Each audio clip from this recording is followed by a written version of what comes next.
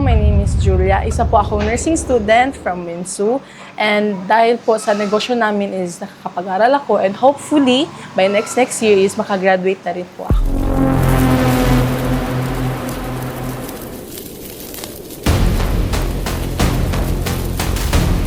Six or 10 years old pa lang po ako, nasa-start na po kami. Since ito po yung naging main source namin, yung mama ko yung gumagawa, then father ko dati is nag-work siya sa water district. Nung pandemic, medyo nahirapan kasi doon na naging on-off since pandemic nga, wala kaming negosyo, so parang na-cut yung source of income namin.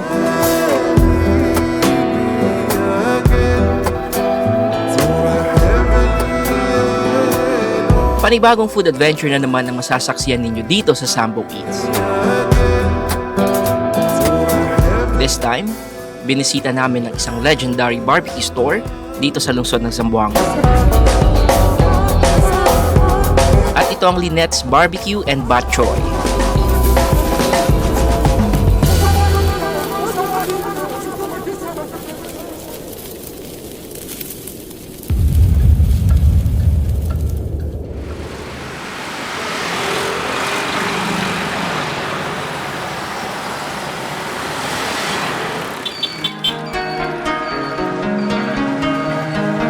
Ang Lynette's Barbecue and Bat Choy ay matagal nang nag-o-operate ng kanilang barbecue store.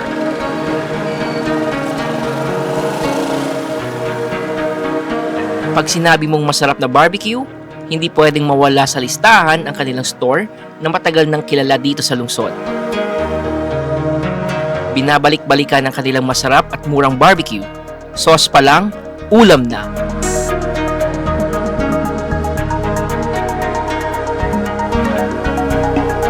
Kilalanin natin si Julia, isang nursing student mula sa isang prestihiyosong universidad dito sa lungsod ng Zamboanga. Bata pa lang si Julia, katuwang na siya ng kanyang mga magulang sa kanilang barbecue business. Maraming pagsubok na rin ang nalagpasan ng kanilang mag-anak, lalo na sa pagpapatakbo ng kanilang negosyo.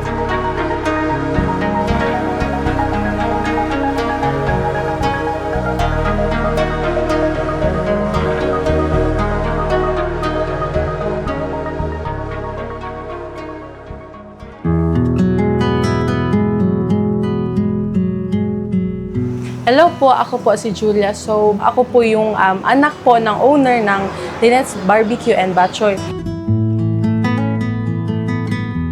So, hindi ko po sure kung kailan po kami talaga nag-start, pero ma-remember ko po, bata pa po ako. So, probably mga 6 or 10 years old pa lang po ako, nagsa-start na po kami, pero hindi po dito yung location.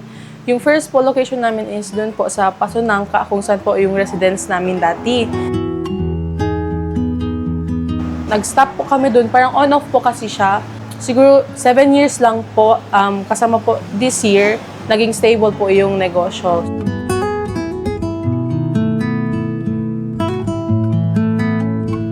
Next po is dito po sa tabi, before siya naging burgeran, dito po kami dati. Maliit lang po siya, bale, mga 2 table lang po ang kasya, tapos parang masikip siya. And then nung nagkaroon na kami ng opportunity, ma-move dito, so, ni-grab na po ng ma'am ko yung opportunity since mas marami yung makater namin ng mga customers. So, ayun po. Bale, bata pa ako, nag-start ako sa pagtuhok lang ng hotdog. Since ito po yung naging main source namin, yung mama ko yung gumagawa, then father ko dati is nag-work siya sa water district. So, yun, tuhok lang ng hotdog, ganyan, after class. Uwi, nakasando pa, ganyan, bagong sa school, magtuhok ng barbecue. And then, since sa harap lang ng bahay namin yung saan kami nagbebenta, so parang minsan magtulong kami, maglagay ng plastic, magbigay ng orders. Nung pandemic, medyo nahirapan kasi doon na naging on-off since pandemic nga, wala kaming negosyo, so parang na-cut yung source of income namin. Pero nung nag-start na ulit mag-lift na yung quarantine, nagkaroon kami ng chance ulit para magnegosyo. After nung pandemic, naging thankful kami kasi marami pa rin nakakilala sa barbecuehan namin. So, marami mag-order, ganyan, lalo na pag December, marami pa rin nag-order, mga umaabot minsan, mag-order sila ng 50 to 200 pieces. Isang tao lang siya, ganyan. Mini-invite ko po kayo dito sa Lynette's Barbecuehan and Butchery po. Located po kami dito sa Main Road, Santa Maria. Beside lang po ng King's Balbacoa.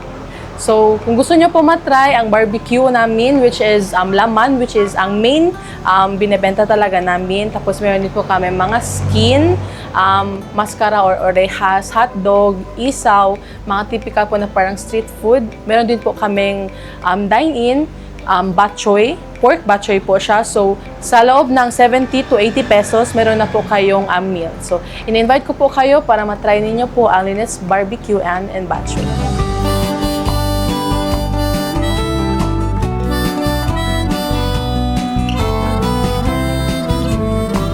Today, nandito tayo sa Lynette's Barbecue and Butchoy House para tikman ng nagsasarapang barbecue nila and titikman din natin yung butchoy nila.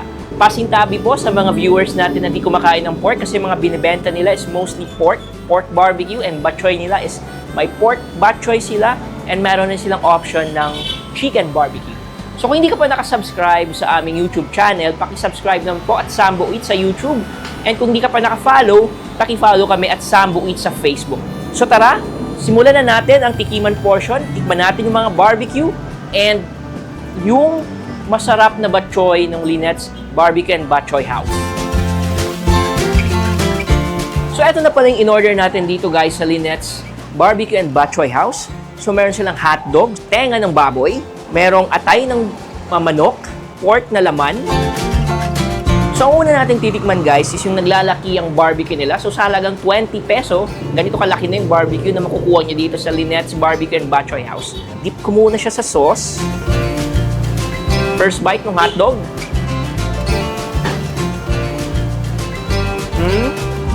Tamang-tama lang yung pagkakaihaw ng hotdog nila.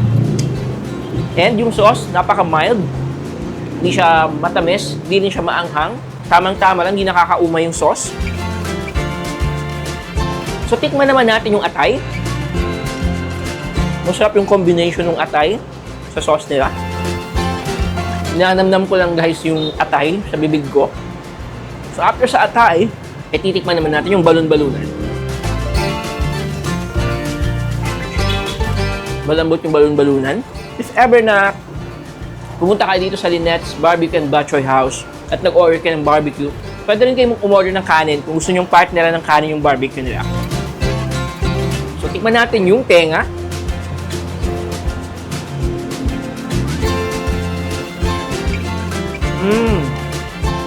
Masarap yung pagkaka-marinade guys. Lasang-lasa mo.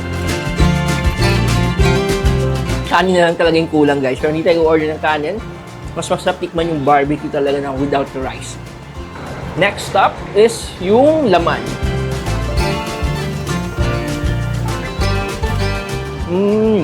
Masarap din yung laman guys. Masarap yung marinade nila. Malasa siya.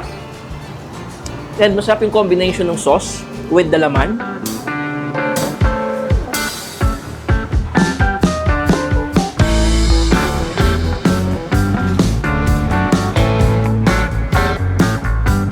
This time, titikman naman natin yung kanilang pork butchoy. So sa halagang 70 peso, makakakain ka na ng pork butchoy ng Lynette's Barbecue and Butchoy House. So una kong titikman guys is yung sabaw.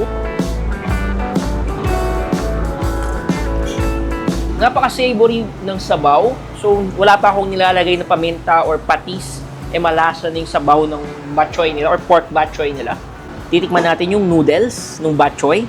So hindi ko na siguro lalagyan ng pampalasa yung butchoy nila like nung patis or paminta kasi malasa na yung butchoy.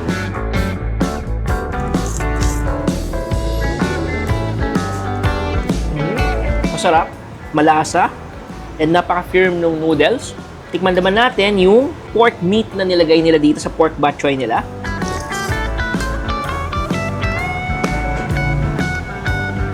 Kung naghahanap kayo ng sabaw or mainit na makakainan, pwede kayong pumunta dito sa Lynette's Barbecue and Butchoy House and tikman nyo yung butchoy nila. And once again, sa halagang 70 peso, eto na yung makukuha ninyo or eto na yung matitikman ninyo. Masarap yung sabaw, no need na ng condiments. Sabaw pa lang, malasa na. Dahil sa sipag at determinasyon ng mga magulang ni Julia, napag-aral nila ang kanilang mga anak sa pamamagitan ng kanilang negosyo. Ngayon, malapit nang magtapos si Julia sa kursong nursing. Isang tagumpay na bunga ng kanilang negosyo na pinagtibay ng panahon. Nandito na tayo sa last part ng ating video, guys. And before we end our episode for today, we would like to thank Lynette's Barbecue and Batchoy House for accommodating us. And kung hindi ka pa naka-follow once again sa aming Facebook page, paki-follow naman po. And kung hindi ka pa naka-subscribe, paki-subscribe po yung channel namin sa YouTube.